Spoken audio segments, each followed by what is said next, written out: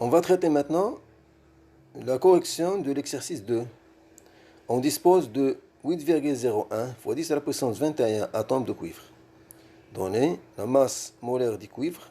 Le cuivre, c'est 63,5 grammes par mol. La première question, exprimer et calculer la quantité de matière présente dans l'échantillon. Donc, on a la relation suivante.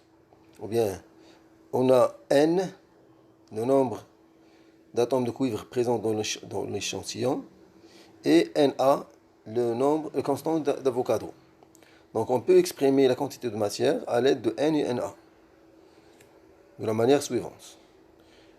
N de CI égale à N, le nombre d'atomes de cuivre présents dans l'échantillon, divisé par Na.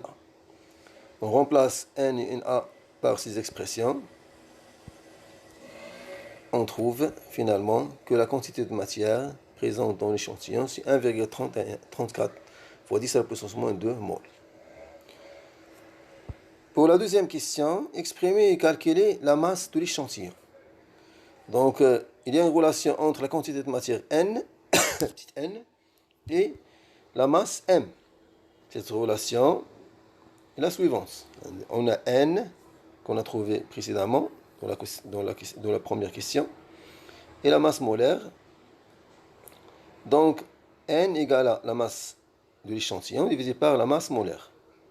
Donc, on désire calculer la masse de l'échantillon. C'est pour ça qu'on multiplie N de CU fois la masse molaire de CU.